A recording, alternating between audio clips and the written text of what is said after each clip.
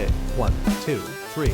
The Snyder Cut's IMAX screening got approval from Warner Brothers execs Luca and Pam Abdy. In a recent interview with FilmJunkee, Zack Snyder thanked Warner Brothers executives Luca and Pam Abdy for approving the screening of Zack Snyder's Justice League in IMAX for Snyder-Con 2. The convention is a special 3-day event with proceeds going to support the American Foundation for Suicide Prevention in honor of Snyder's daughter, Autumn, who passed away in 2017.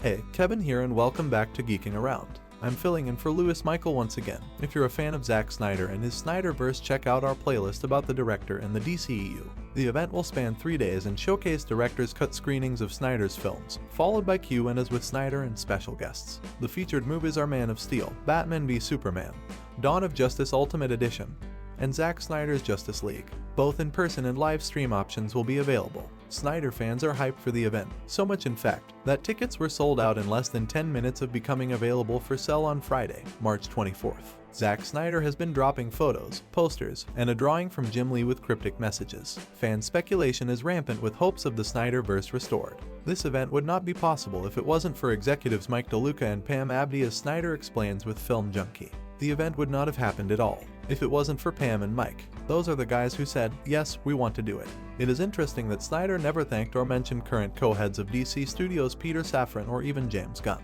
Gunn, who is normally quite active on social media, has been quite silent about the event and the low box office numbers of Shazam's sequel. When one of the hosts brought up Gunn, Snyder said they were buddies and worked on Dawn of the Dead together. Update: James Gunn has said in a reply on Twitter he will be donating but will not be able to attend due to work on Guardians Volume 3.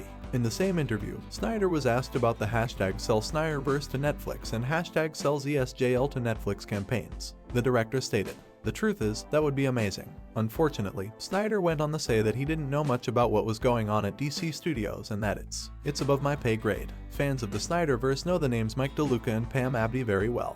Luca was a runner-up as head of DC Films and was going to produce with frequent Snyder collaborator Charles Roven on future DCEU movies. It was Luca and Abdy who agreed for Henry Cavill to return as Superman in the cameo in Dwayne "The Rock" Johnson's Black Adam. The executives were working with Cavill to develop a sequel to Man of Steel and planned to bring back Zack Snyder and the original cast for Justice League 2. However, Warner Brothers Discovery CEO David Zaslav chose James Gunn and Peter Safran as heads of DC Studios instead, and as their first act as heads fired Henry Cavill as Superman less than 2 months after announcing his return to the roles. With almost all other DCEU movies bombing at the box office and the backlash Gunn and Safran have received, it seems CEO Zaslav has made the wrong choice. Snyder fans can only wonder what could have been if Luca was head of DC Studios. SnyderCon 2 will be held on April 28th, 29th, and 30th. So what do you think about SnyderCon?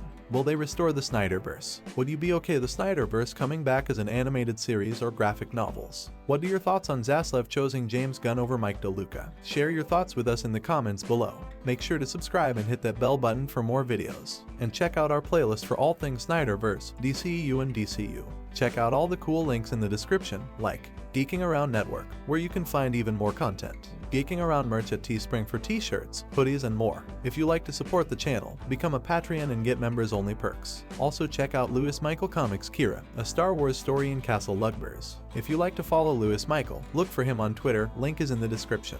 This has been Kevin, and as always I'll see you next time. Bye.